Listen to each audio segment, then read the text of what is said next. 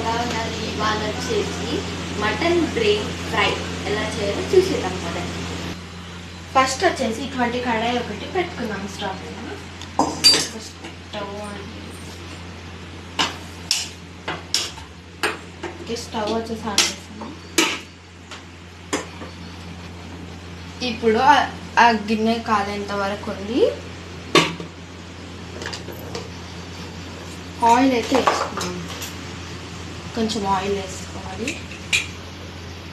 First అయితే దాంట్లో ఉన్న నీళ్ళన్నీ ఆవిరైపోయేంత వరకు మనం వెయిట్ చేయాలి.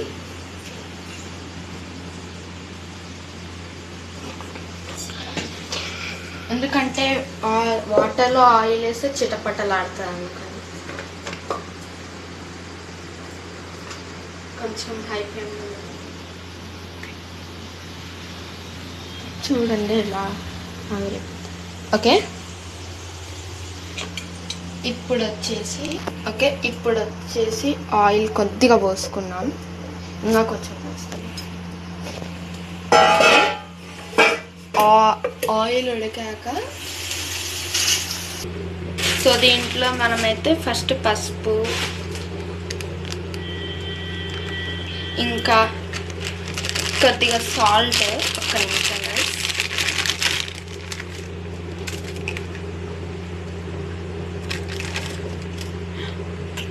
కొద్దిగా సాల్ట్ ఇంకా వేసుకొని ఇప్పుడు నెక్స్ట్ వచ్చేసి కారం వేసుకొని కలుపుకోవాలి అంతా. చూడండి,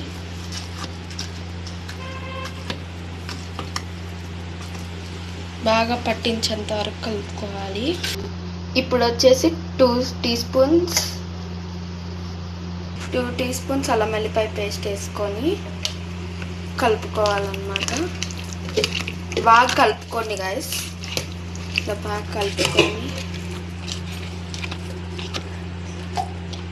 ఇప్పుడు కొంచెం గరం మసాలా,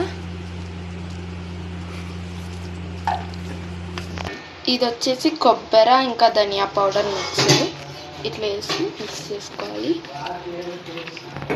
బాగా కలుపుకోవాలి గైస్ ఇట్లా. ఇప్పుడు వచ్చేసి దీన్ని ఫ్రై చేసుకున్నాం ఒక కడాయిలో.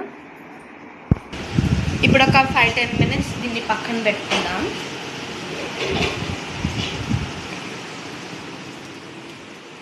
ఇప్పుడు వచ్చేసి మనం స్టవ్ ఆన్ చేసుకుందాం. స్టవ్ ఆన్ చేసుకొని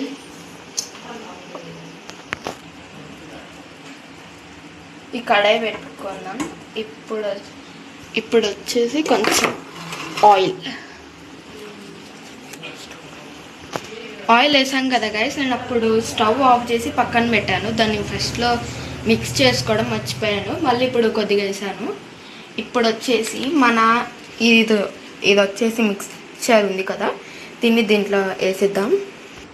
లో ఫ్లేమ్లో పెట్టుకోండి గైస్. ఇప్పుడు వచ్చేసి మన మిక్స్చర్ వచ్చేసి దీంట్లో వేసేద్దాం. మెల్లగా వేసుకోండి గైస్, చిట్లుతుంది ఇట్లా.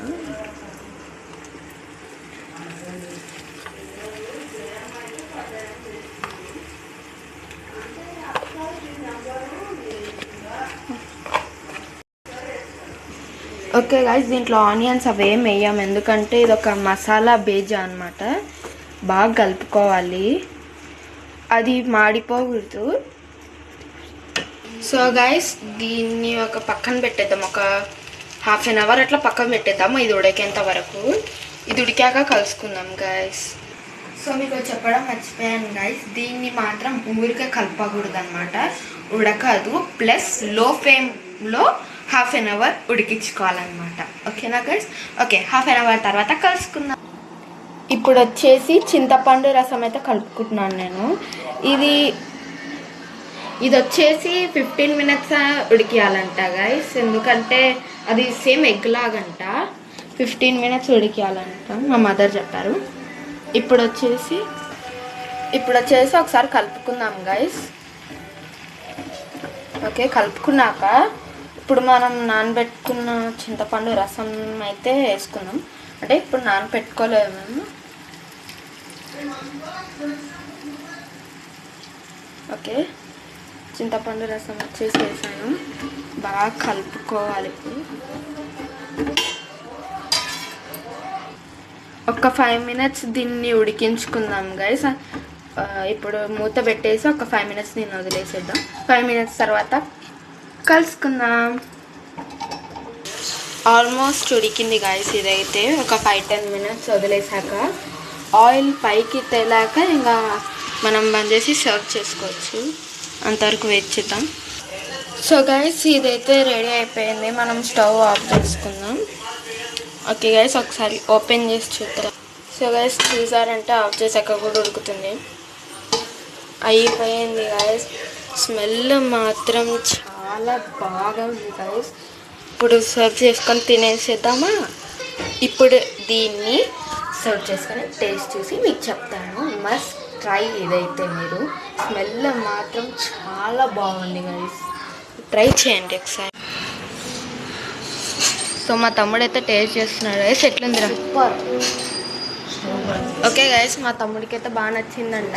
ఒకవేళ మీకు ఈ రెసిపీ నచ్చినట్లయితే లైక్, షేర్, సబ్స్క్రైబ్, కామెంట్, పక్కనున్న బెల్ నోటిఫికేషన్ నొక్కారా లేదా చూసుకొని వెళ్ళండి. Okay bye guys. See you next video.